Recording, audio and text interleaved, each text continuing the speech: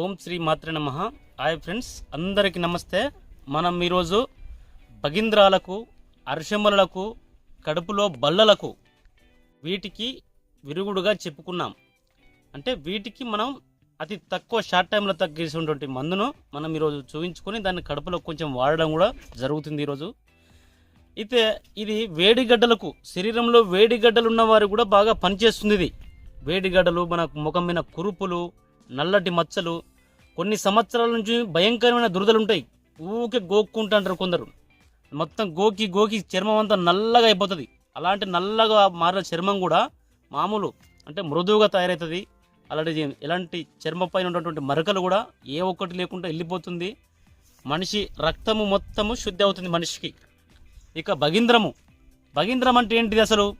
భగింద్రం అనేది గృహస్థానముల లెట్రిన్ పోయేదాని కిందన కొందరికి వస్తుంది. ఇది భగింద్రం అనేది చిన్నగా హోలు పడి కొందరికి ఇంత లోపలికి ఇంత ఏలు పట్టే అంత సైజు కూడా హోలు పడుతుంటుంది. అది ఎప్పుడు చీము గారుతుంటుంది, గబ్బు వాసన వస్తుంది భగింద్రం అనేది. దానికి సర్జరీ చేసుకుని హాస్పిటల్లో పోయి వీటిని కోసి తీస్తారు కొందరు. మరి అలాంటి పరిష్కారం, అలాంటి సమస్యను కూడా మనము ఈరోజు సింపుల్గా ఒక 3 రోజులతోటి మనము సాల్వేషన్ చేసుకున్నటువంటి మందుని చెప్పుకున్నాం. ఇక అర్షములలు అనగా మూలశంక ఫైల్స్ అంటారు దీన్ని.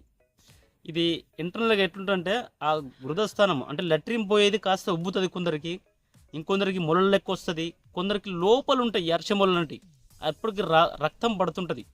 కొందరికైతే ఈ భగింద్రాలు కూడా ఆ లోపల ఉంటాయి. అవి కూడా మన లోపల చిన్న చిన్న గడ్డలై అవి పగిలి ఎప్పటికీ చీము గారుతుంటాయి లెట్రిన్ పోయిన ద్వారం గుంట. మరి ఈ సమస్యలన్నింటినీ మనం బయటపడాలంటే దీనికి బల్లాతక అంటే కడుపులో ఉన్న బల్లలను కరిగించేది బల్లాతక అనగా దీన్నే నల్ల జీడి చెట్టు అంటారు. నల్ల జీడి చెట్టు లోపల అంత తేజస్సుంది. దాన్ని వాడుకునే విధానం అనేది ఇంపార్టెంట్. అందులో జీడి చెట్లలో 2 రకాలు, మొగది ఆడిది. ఇందులో మనము పోతు జీడి అనేది మనం వాడుకోవాలి. ఇది పూత పూస్తుంది కానీ కాతగాయది.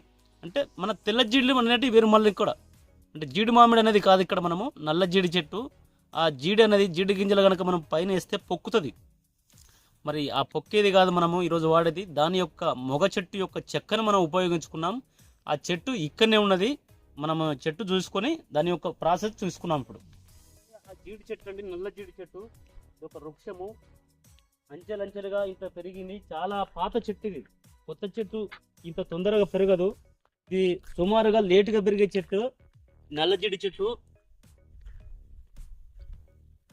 ఈ దగ్గర నుంచి చూస్తే మనకు ఎత్తు కనబడుతుంది, దూరంకి వెళ్ళి చూస్తే చిన్నగా కనబడుతుంది.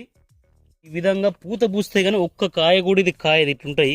ఇది గలలు గలలు ఇట్లా పూతలు పూస్తాయి. ఇట్లా ఒక్క కాయ కూడా ఈ జీడి చెట్టు అనేది ఇది కాయది. ఇది ఆకులు వచ్చేసి ఈ విధంగా ఉంటాయి. ఆకులు జీడి చెట్టు యొక్క ఆకులు, ఈ ఆకులు కూడా మొత్తం అదే. ఈ భగింద్రంతో ఎందరో సతమతం అవుతున్నారు. హాస్పిటల్ చుట్టూ తిరిగి సర్జరీలు చేసుకుని కొన్ని సర్జరీలు కూడా ఫెయిల్ అయిపోతున్నాయి. మరి అలాంటి అర్షముల గురించి కూడా చాలా సతమతం అవుతున్నారు. కడుపులో బల్లలు అంటే లోపల గడ్డగట్టుకుపోతుంది, మన గట్టిగా అవుతుంది పేగ అనేది ఒకటి. మరి అలాంటి సమస్య నుంచి కూడా మీరు సింపుల్గా బయటపడాలంటే దానికి బల్లాతక అనగా బల్లను హరించేది. ఇది బల్లాతక అనేది బల్లను హరిస్తుంది. దీన్ని జీడి చెట్టు, నల్ల జీడి చెట్టు అనే పేర్లు దీనికి ఉన్నాయి. మనం ఇప్పుడు దీని యొక్క చెక్కని తీసుకొని కొంత దంచి ఏ విధంగా తాగాలో మీకు చెప్తాను. ఇప్పుడు చెట్టు అది ఇట్లా దృఢంగా ఉన్నది. ఇది మహావృక్షంగా మారుతుంది. ఇట్లా ఇంకా సుమారుగా ఇది ఈ లావు అయితే చెట్టు ఉంది. మనం ఇప్పుడు దీని చెక్కను ఇప్పుడు తీస్తా చూడండి. మొత్తము చాలా ఔషధ గుణాలు, రక్తాన్ని మొత్తం శుద్ధి చేసేటువంటి ఏకైక మూలిక ఈ జీడి చెట్టు, పోతు జీడి.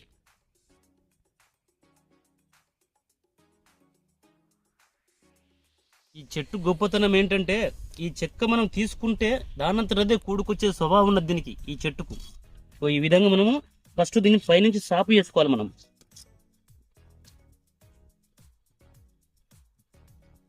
ఇట్లా సాపు చేసుకుంటే మొత్తం ఎర్రగా వచ్చేస్తుంది చెక్క. ఇక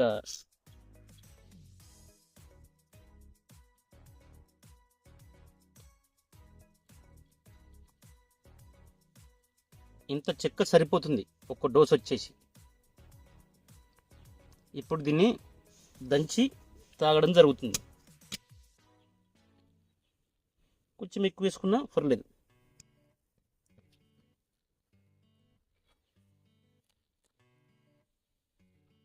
ఇలా రండి, మనం దంచి దీన్ని మనం మందును సేవిద్దాం.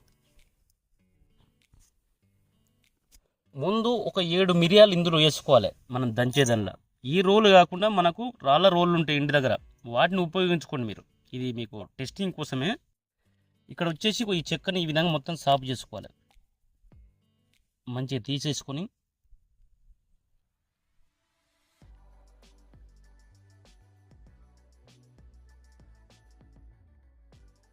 ఇట్లా మంచిగా ఇగో ఇటువంటిది ఏమి లేకుండా చూసేసుకొని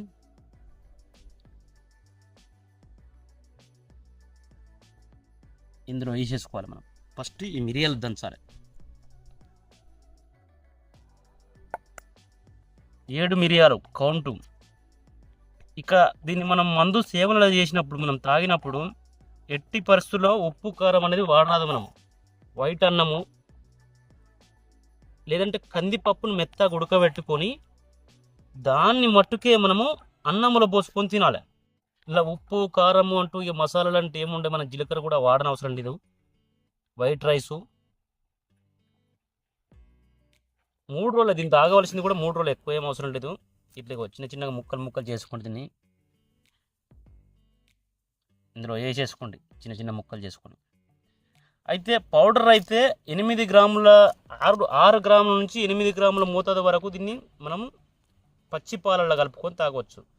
పచ్చిపాలు మనం తాగడం ఇష్టం లేనప్పుడు పాలను కాగబెట్టుకొని మళ్ళీ చల్లార్చి ఆ పాలను కూడా తాగవచ్చు. మనం కొంచెం ఎక్కువైనా ఏం కాదు. చెక్క అనేది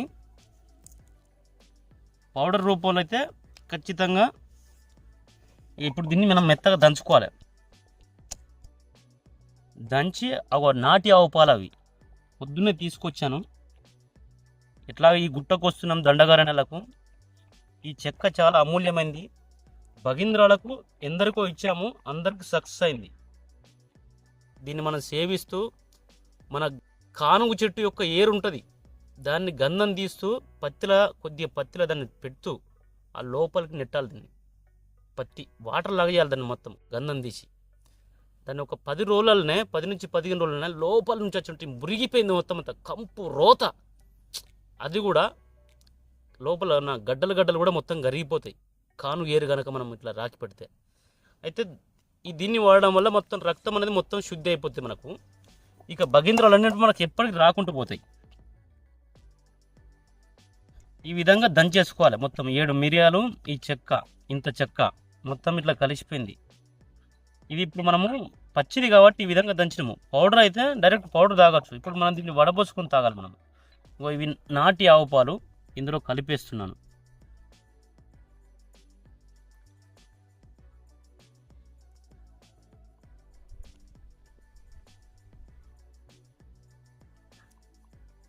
ఇట్లా మొత్తం ఇట్లా. ఇది బట్టలు ఏమైనా పడితే బట్టలకు మొత్తం మరకలు అయిపోతాయి. ఈ చేతులు కూడా నల్లగా అయిపోతాయి. ఇక్కడ చూడండి, ఇట్లా నల్లగా అయిపోతుంటాయి ఇట్లా. ఇక దీన్ని మనము ఈ మిశ్రమాన్ని ఈ యొక్క టానిక్ లాగా అయిపోతుంది. దీన్ని ఇందులో వడపోస్తున్నా చూడండి. ఎలాంటి ఇబ్బంది ఏమి ఉండదు. మంచిగా తాగాలి, సప్పిడి అన్నం తినాలి. మొత్తం వైట్ రైస్, రోజు వైట్ రైసు.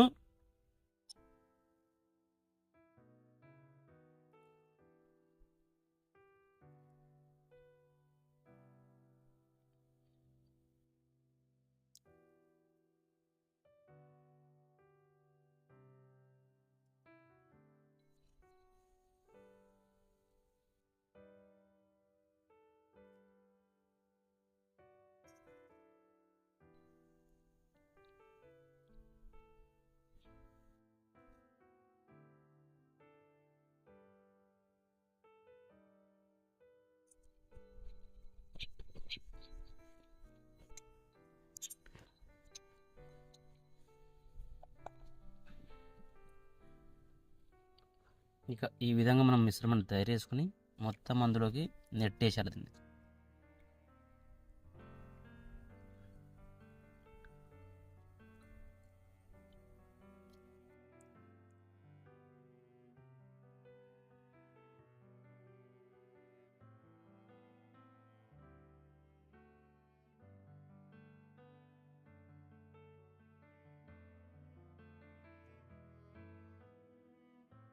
ఇలా ఇప్పుడు మనకి మందు అనేది తయారైపోయింది. ఇక మన సూర్యభగవానుకి నమస్కరించుకొని కొంచెం ఒక డ్రాప్ కింద వేసేసి మన సమస్తమైన జబ్బులు పోతాయని సంకల్పం చెప్పుకొని మనం ఇక ఈ ధైర్యంగా దీన్ని మనము ఇట్లా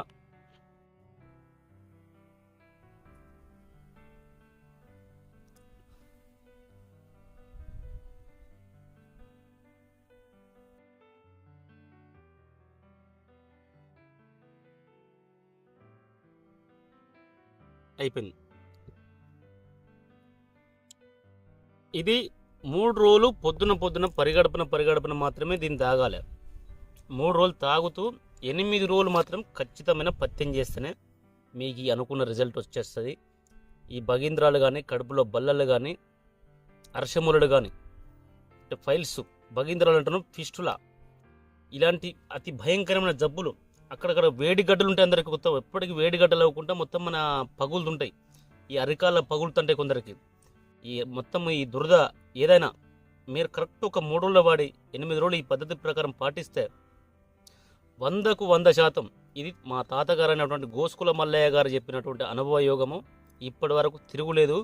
ఇది వందలాది మంది దీన్ని తాగిర్రు. ఇప్పటి వరకు వాళ్ళంతా ఆయురారోగ్యాలతో ఉన్నారు. చర్మ వ్యాధులతో ఎంతోమంది వచ్చిర్రు. వాళ్ళకి ఇదే ఇచ్చినాం. ఇవ్వడం వల్ల ఈరోజు వాళ్ళకి చర్మ వ్యాధులు లేకుండా పోయినాయి. ఈ ఔషధం వచ్చేసి కారం ఉండదు, విగటతనం ఉండదు, చప్పగా ఉంటుంది. ఎందుకంటే మనం ఇద్దరు కలిపేటి మొత్తం ఆవు పాలే కాబట్టి చప్పగా ఈ ఆవు పాల యొక్క స్వీట్ మాత్రమే వస్తుంది ఇందులో. ఇది ఎవరైనా తాగవచ్చు. మీ ఆయురారోగ్యాలు మీరు కాపాడుకుంటారని ఆశిస్తున్నాను. మా వీడియో మీకు నచ్చితే లైక్ చేయండి, షేర్ చేయండి, తప్పనిసరిగా సబ్స్క్రైబ్ చేసుకోండి. ఆయుర్వేదం సంజీవనం సుభిక్షితం. ధన్యవాదములు.